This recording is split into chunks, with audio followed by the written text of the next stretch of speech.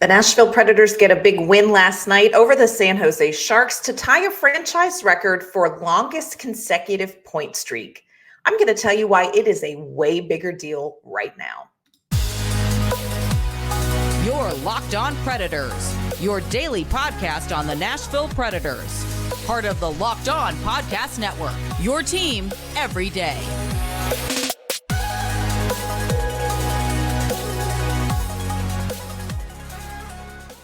Welcome to the Locked On Predators podcast, and thank you for making us your first listen of the day. We are your free daily Nashville Predators podcast, part of the Locked On Podcast Network, your team every day.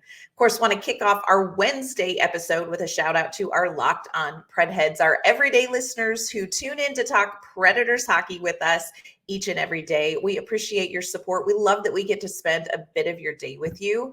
I'm Ann Kimmel. I am a writer at Penalty Box Radio, usually joined by my partner in crime, Nick Morgan, but Nick is off this week. So much to talk about after last night's huge win over the San Jose Sharks at Bridgestone Arena. The Predators defeated the Sharks 8-2. My friends, that's a touchdown and a 2-point conversion. On today's show, we're going to recap that game, including our one word to describe the game. We're also going to talk about how tying the franchise's point streak record right now is a huge deal for this Predators team. And we're also going to take a look at some of the takeaways from last night's big win. Before we dive into all that, though, want to let you know today's episode is brought to you by Game Time. Download the Game Time app, create an account, and use code LOCKEDON for $20 off your first purchase. Nashville Predators welcomed the San Jose Sharks last night in what very easily could have been a trap game. And let's be honest, in the first period, it looked like it might turn into a trap game for these Nashville Predators. But after that rough start in the first period and partway through the second, Nashville ended up walking away with a huge 8-2 win over the Sharks. Of course, we always kick off our game recaps with one word to describe the game. I reached out and said, hey, what is your one word? And this is some of the one words we got from our listeners. Hannah's one word was barrage. When you score 8 goals in a game, my friends, that is exactly what you call it. Corey Slovic said, playing with your food, which made me laugh out loud when I read that, Corey. I thought that was hilarious. Sounds a little bit rude, but I don't think the Predators meant to be rude, but man, did they have fun scoring 8 goals once they got in the groove. Who Dat in Tennessee used a GIF. You all know I am fluent in GIF, and it is the gift that says, damn. Our great friend JD Young, who is the host of Locked On Sharks, also used a GIF. It was Adam Sandler from The Wedding Singer. Oh, somebody kill me, please. JD, you know that we love you, and we hope that you will give us just a little bit of a quiet thank you when you win the draft lottery. My one word when I look at this 8-2 win and the specific way the Predators got this win is candied sweet potato sauce. Now, you all know that I love cooking from my old lady Swedish cookbook from the church where I grew up. There's a recipe in there that we always had growing up. I still cook it, and it's for candied sweet potatoes. Sweet potatoes are just okay for me. You put some candied sauce on them, and then we're talking about something really fancy. And it's a super easy recipe. You slice, you boil the sweet potatoes, and then you have to make this candy sauce to really kick it up a notch. And the candy sauce, super simple. It's brown sugar, it's a stick of butter, and it's a little bit of water. And you cook it on the stove. You need all of that to melt, and then you need to bring it to a boil to turn into this great candied sauce. But you do it on a lower setting on the stove. So as you start cooking this and everybody's waiting for dinner, waiting for this candied sauce to be done, you start to think, oh my gosh, this butter is never going to melt. And you're stirring and you're waiting and you're waiting, and it's taking so much longer than you think that it should for just the butter to melt. You're waiting for it to come to this slow boil. And there's a point where you're tempted to panic and kind of turn the stove up a little bit hotter, but you never want to do that because you're going to burn your candied sauce. But if you are patient, if you keep stirring, if you keep it right at the temperature where it needs to be, eventually you're going to see just 1 or 2 little bubbles pop, and you think, oh my gosh, okay, wait a minute, it is going to happen. This candied sauce is going to probably turn out all right. And as it comes to this rolling boil and you're stirring it, you realize, you know what? There was no need to panic. This candied sauce is going to be great. That was the game last night. Looking at a final score of 8-2, you might think, man, the Preds dominated again. But this was a candied sweet potato sauce game. This was a very slow boil. The Nashville Predators did not outplay the San Jose Sharks until about halfway through this game. And in the first period, at the end, it was tied 1-1, and it looked like, oh my gosh, the butter is never going to melt here. The San Jose Sharks had a slight Corsi 4 advantage at the end of the first period. We've talked about Corsi 4. That's a statistic that kind of gauges puck possession. And like I said, after one, this game was tied 1-1. In the second period, the Sharks got a lead. They were up 2-1, 5.5 minutes into that second period. And you're having this, oh my gosh, this is never going to cook. Should I turn the stove up? I'm starting to panic. But almost midway through the second period, the Predators started to roll. You saw a couple of bubbles come up and you think, no, this candied sauce, this Predators game, this is going to turn out all right.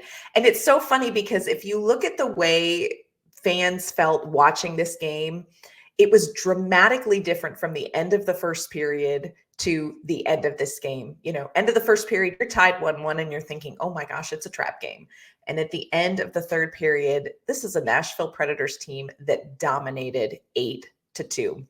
I would go ahead and do our 30-second recap, but friends, this was a 10-goal game, and that would take pretty much the entire show. So encourage you, if you missed the game last night, go to the Nashville Predators schedule on their website and click on the game recap video, because so much about this game you really need to see to appreciate.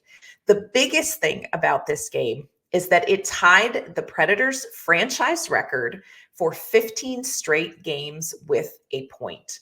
But I'm going to tell you that this tie of that record that happened last night against San Jose at Bridgestone Arena is a much bigger deal than the original record. Much bigger deal. You're comparing apples to oranges, and it means a whole heck of a lot more right now. The original record for that 15-game point streak was set between February 19th, 2018 and March 19th, 2018. Interesting how just in the season, these are coming at the same time. In the 2018 franchise run there with consecutive points, the Predators went 14-0-1. But this is who did this. This is who set this record. This was a team that had just played in the Stanley Cup Finals the season before. This was a very different looking roster. You have Pekka Rinne in net during and playing in his ultimately resulting in his Vezina Award-winning season. You have Philip Forsberg. You have peak Victor Arvidsson. You have on defense, PK Subban. You have Roman Yosi. You have Mattias Ekholm. You have Ryan Ellis. Your supporting cast when this original record was set is Ryan Johansson, Craig Smith, young offensive buck Kevin Fiala. You have pre-lineup change Kyle Turris. You have Nick Bonino in part of his prime. This was a team that was just absolutely stacked when you looked at the roster. And it's a team that eventually went on to win the President's Trophy that season, and they were expected to make yet another deep cup run. Now, let's compare that team that set the record to this team that just last night tied this record. The team that tied this record, they are under a brand new head coach and a brand new general manager. This is a team that has just moved all those big pieces between the trade deadline last year and the offseason. We're talking no more Mattias Ekholm. Let's take a minute for that. We're talking no more Ryan Johansson, Matt Duchene, who were supposed to be key pieces in this Predators franchise. This is a team that their focus was on developing young players. This was a team focused on future success. Not to say that veterans weren't brought in. This team brought in some good veterans, but let's be very honest about this. When Nashville signed Ryan O'Reilly, Gus Nyquist, Luke Shen, even going back a couple of seasons when they added Ryan McDonough, these were veterans added to this roster that Everybody in the league agreed, hey, look, these are really good hockey players. But that was always followed up by a very quietly whispered, but they're past their prime. Expectations for this team was, hey, you know what? We're going to see you in the playoffs in about 2 to 3 seasons. Or best case scenario, this was a team that maybe best case scenario was going to sneak into the postseason. This Nashville Predators team has been inconsistent through the season. They have not been a great team at home. So to be able to look at the two very different situations, you have an eventual President's Trophy winning team with an eventual Vezina Trophy winner setting that record. And then you look at the team that last night tied this record. This is a much, much bigger deal. And we're going to just be very honest. At the beginning of the season, no matter how optimistic you are, even partway through the season, no matter how optimistic you are, we would all say this team has no business tying a point streak record this season. So why did it happen? There's a lot of different little puzzle pieces that have come together that have created this magic of a point streak that's tying this franchise record. But the one thing that I think is the biggest component, and it's something that we're going to talk about a little bit later on in another episode, I think the biggest component is Andrew Brunette. And I think Andrew Brunette has led this team because he has forced them to buy into their one word. And their one word is relentless. That is their style of play. And we know through this 15-game point streak, when they play to that identity, when they play to their one word, this is a team that's going to win games. They have outscored their opponents 65-29 in this streak.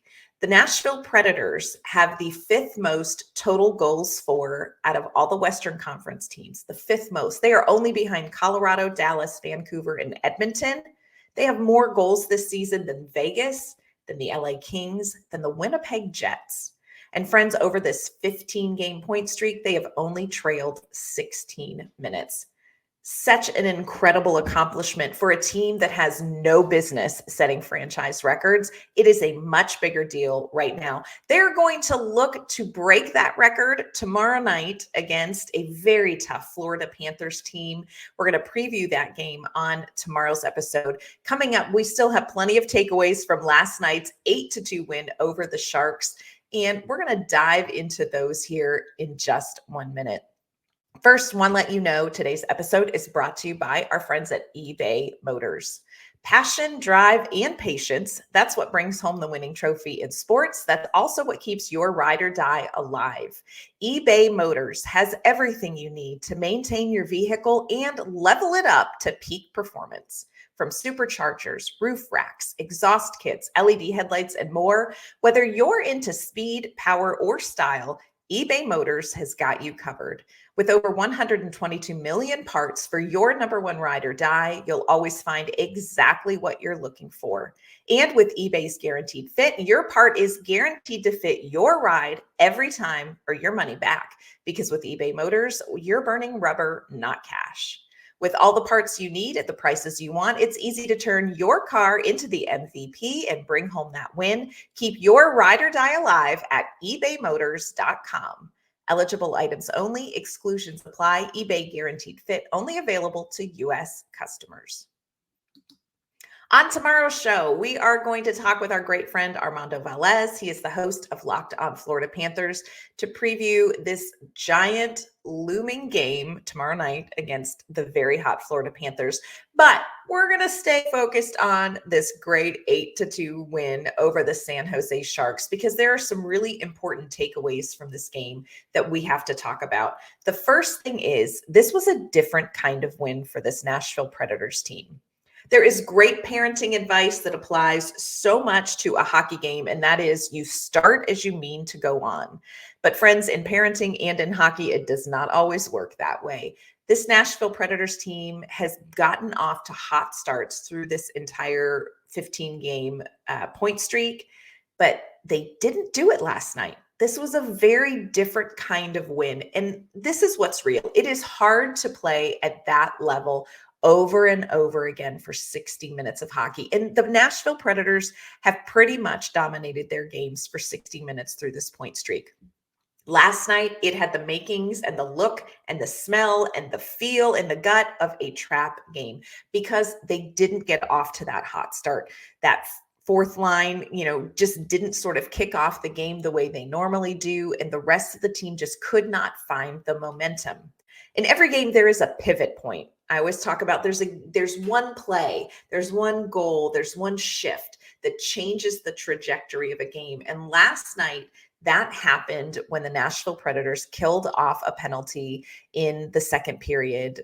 Jason Zucker sat for a high stick. I think it was like 6 minutes to 8 minutes into the second period. And that penalty kill ended up being the pivot point for this Nashville Predators team. The San Jose Sharks, for whatever their record is, they are not too shabby on the power play. And this was a point where the Nashville Predators were already down 2-1, and you thought, man, this does not bode well for our heroes. But the Nashville Predators dug in on that penalty kill. They killed off the 2 minutes. And then very shortly after that happened, Jason Zucker came out and scored that greasy goal to tie this game up. And that, my friends, got the ball rolling. Every play, every shift, every special team opportunity matters. And the Nashville Predators had to win this game differently, but they did it by taking advantage of the moment that they were in. When they killed off that penalty, they got a huge boost from the crowd and from themselves. And all of a sudden, my friends, it was what we like to call on. Another thing that's very important to take away from this game is it was another win where you got contributions up and down the lineup. And that's been a key feature of all of these games that the Predators have gotten points in. Every line last night contributed offensively. You had 7 different goal scorers in an 8-goal game. You had 13 players with a point. 6 of those players had multi-point games. Because we didn't do a game recap, let me just throw out for you, if you missed the game, here are who your goal scorers were last night. Roman Yosi, baby. Philip Forsberg, Jason Zucker, Mark Jankowski, Luke Evangelista, Tommy Novak, and friends, shout out to Michael McCarron, who had 2 goals last night.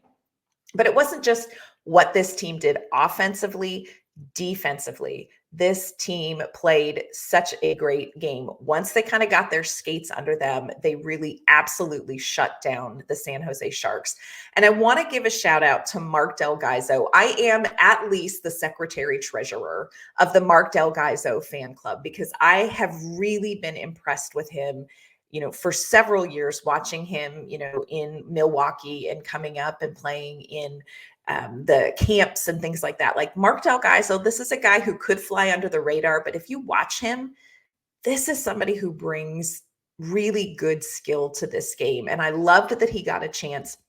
In last night's game, Del Gaizo drew a penalty. He played penalty kill time, which I think is a testament to how much Barry Trotz and Andrew Brunette trust him because of how well he has performed in Milwaukee and in the entire AHL. He is one of the best defensemen in that entire league right now.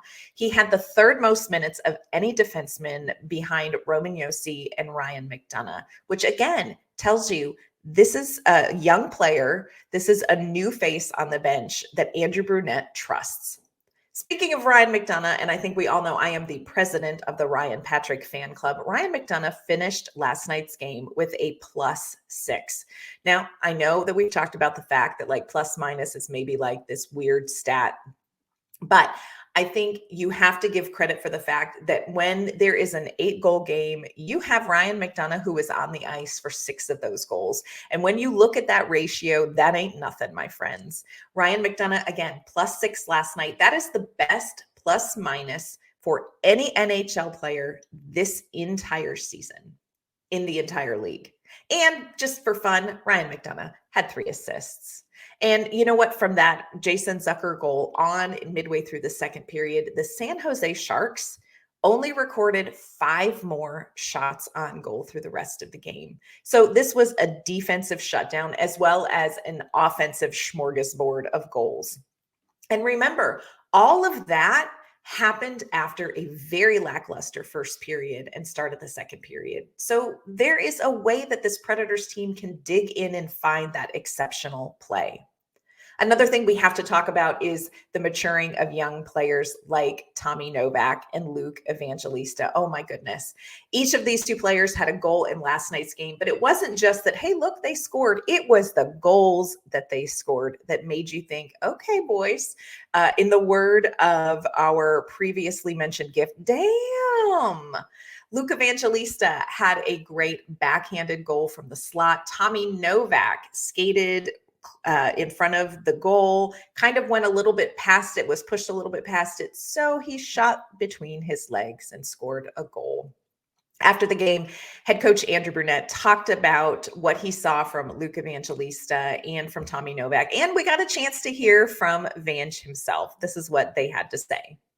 Yeah, I think him and Noah both same with Novi's goal. I mean, I think they got it going on right now. They're skating as good as they skated all year, and they have the capabilities of making special plays. And you talk about going on a little bit of a run here. I think they get overlooked. I mean, they're really kicking in that secondary scoring that maybe we missed most of the year, and to see them be able to carry, they're kind of carrying us at different times. Everybody's pulling the rope, but it's nice to see them get rewarded.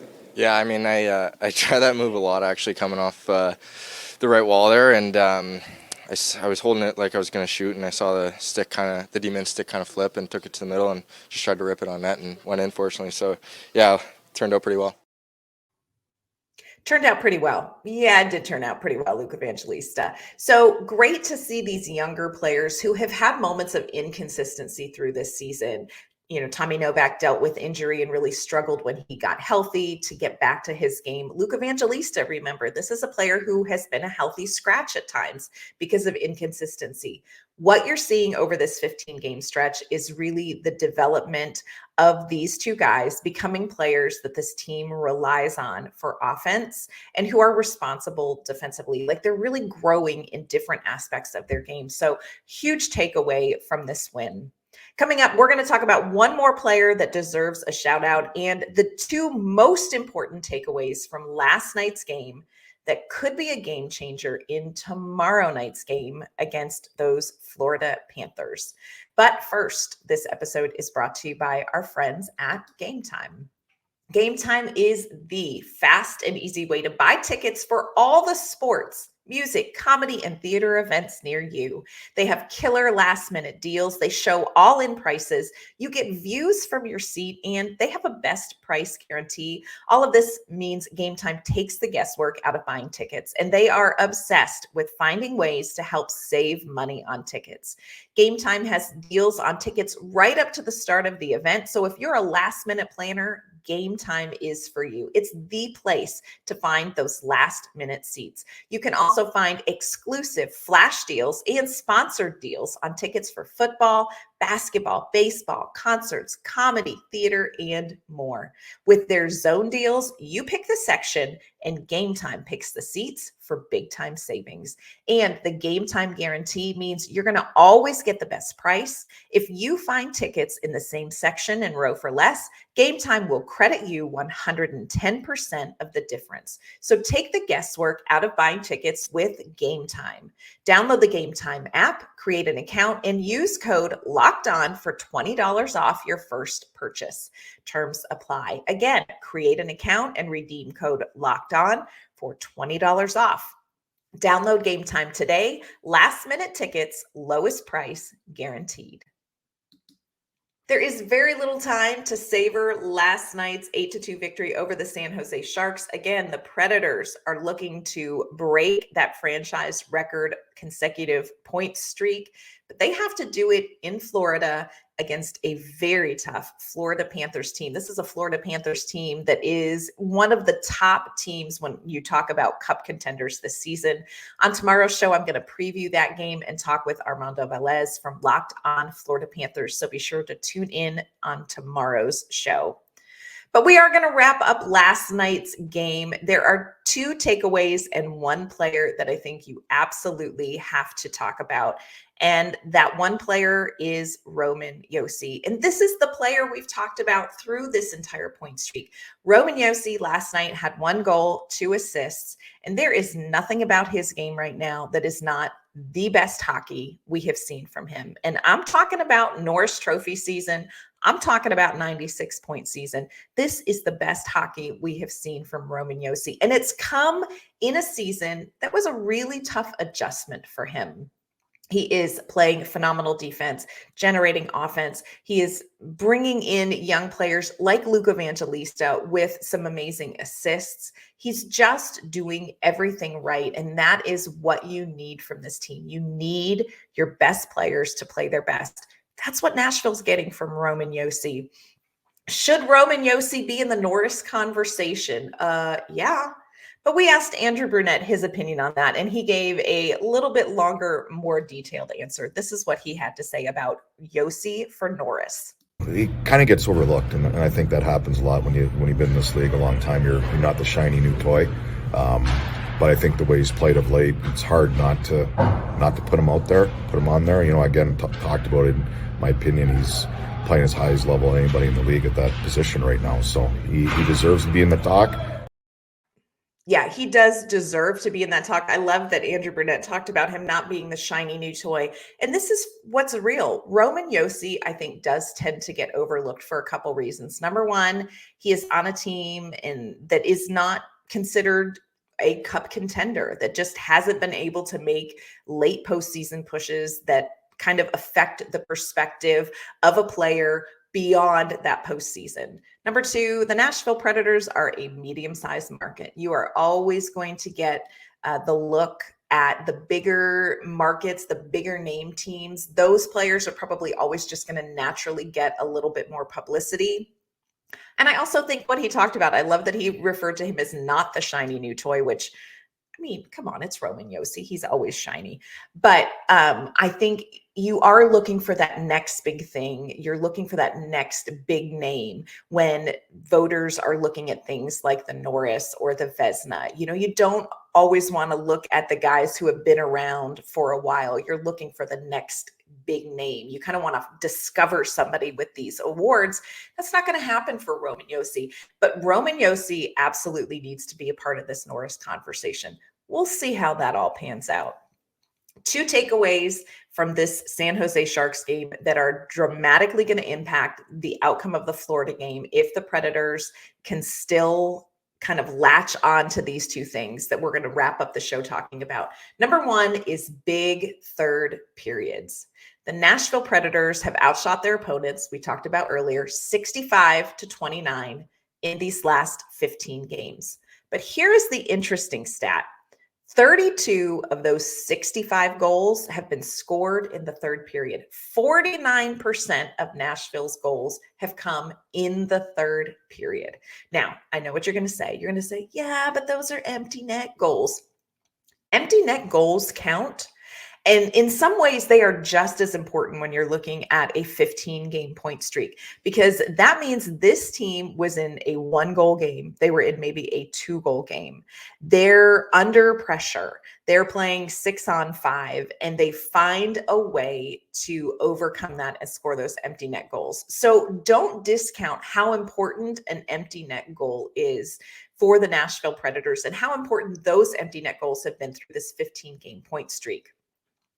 The other thing that I think this tells you is that this is a team that plays until the buzzer. This is a team that is giving you 60 minutes of hockey, or in last night's case, like maybe 30 minutes of hockey, but they're playing well through the end. And that third period finish is so important. Michael McCarron talked about that third period finish last night after the game, and this is what he had to say. Well, I think, coaching and going through it, I think when you lose games in the third period, it really hurts. Like, you can't sleep at night. It's not great. We went through a lot of that early on, and, luckily we were able to learn from it. And like I said, the way we play, we've learned that if you continue to do the right things throughout the course of the game, it eventually helps you in the third period. So we're not sitting back anymore. We're trying to stay on offense and keep pushing. So I think that's what has given us some success.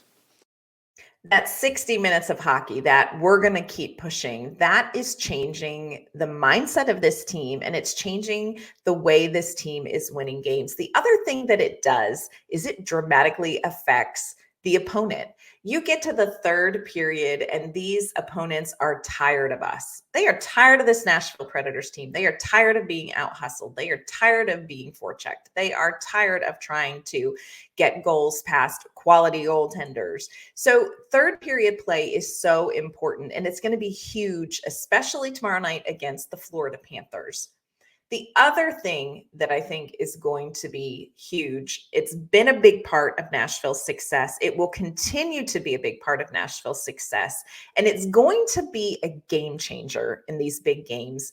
And that, my friends, is the fourth line. Let's talk about Mikael McCarron, Kiefer Sherwood, and Cole Smith and that fourth line, because out of all of the lines, we've spent tons of time this season talking about how important the top line is. We've talked about different players in the middle six. But my friends, the game changers over this 15-game point streak, that's the fourth line. In last night's game, of course, Mikael McCarron, 2 goals. We were on McCarron Hattie watch, which, I mean, it doesn't get more fun than that. Kiefer Sherwood had 3 assists. Cole Smith did have a goal that was called off at the end of the second period simply because the puck crossed the goal line like 8 seconds after the buzzer, whatever. But this is a line that plays that relentless style of hockey. And it's the line that Andrew Brunette has said, this is the line that's going to kick off our games. They are starting the games for the Nashville Predators. And I talked with Mikael McCarron yesterday morning about that role, how important it is to start the games. And he said, look, when we go out there and we start a game, we have a very specific thing we want to do. Number one, we want to win the faceoff. We want possession right away. If we don't win the faceoff, our goal is to get that puck back before they can get a shot on goal. When they get that puck possession, they want to put a shot on net. They want that goaltender to have to stop that puck and get a whistle in the offensive zone. Because as McCarron said, when we get a whistle in the offensive zone, we go off the ice and on comes Forsberg, O'Reilly, and Nyquist to take an offensive zone faceoff and to create havoc. And it just begins to slowly build pressure on the goaltender and on the opponent. They have been relentless, not just to start games, but they are relentless through the games. Can you imagine being an opponent and it is the third period of the game and you are telling yourself, my gosh, I have got to try to outskate freaking Kiefer Sherwood yet again to win this puck. Or, oh, great, here comes Cole Smith and I know he is going to lay a hit on me. Or, oh my gosh, it's all 6'8" of Mikael McCarron coming at me and he wants the puck. For the love, just take the puck. I'm tired of you. Like, these guys are relentless. They are game-changing players. And I ask you, rhetorically, but seriously, is there another fourth line in the league right now impacting their team more? My friends, the answer is no. There is one problem with the fourth line and one problem only, and it's something that I tried to address with them, and that is that this is a line that doesn't have a name. I talked to Kiefer Sherwood, Mikael McCarron, and Cole Smith about this yesterday at practice. This is what they had to say. Do you have a name for your line? What do you want to be called? Do you have any ideas? Do you have a name for your line? No, we don't have a name for our line yet. I don't think we have a name yet, no. Open to suggestions, yeah. Okay, what about the USA line? I actually kind of like that, You yeah. kind of like that one? Some people have suggested the USA line, Okay. because you're all from here. I think I like USA. You like USA Yeah. line? A lot of pride, yeah. The text line, because your initials are SMS, and you send a message. The text line, because your initials are SMS, and you send a message. Okay. That's pretty smart. That's pretty clever. I like that. But I want you to know this did not come from me. Okay. But USDA all beef line. All beef line? That's Smitty, so we got two out of the 3 covered. Well, I guess we'll think about it. We haven't had the time to think. Maybe we'll think of something good.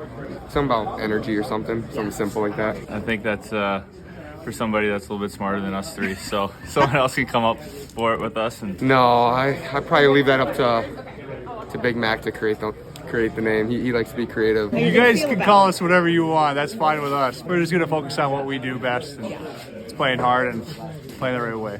So the problem that we all now have to solve here at Locked On Predators is, what is the name of the fourth line? Do we want to call them the USA line? Do we want to call them the text line?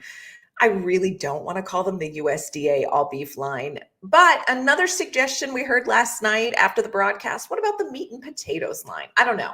something that we can all workshop together. Bottom line is, it was a very good night in Smashville last night, 8-2 win over the San Jose Sharks. What matters now is what comes next. Let's see how this Nashville Predators team can do against the Florida Panthers tomorrow night. Stanley Cup favorite team. This is going to be a measuring stick game. We're going to preview that game on tomorrow's episode, so be sure to tune in then. That is going to do it for today's episode of Locked on Predators. Thank you again for making us your first listen of the day. Hope you guys have a fabulous Wednesday. We'll see you back here tomorrow with an all-new episode.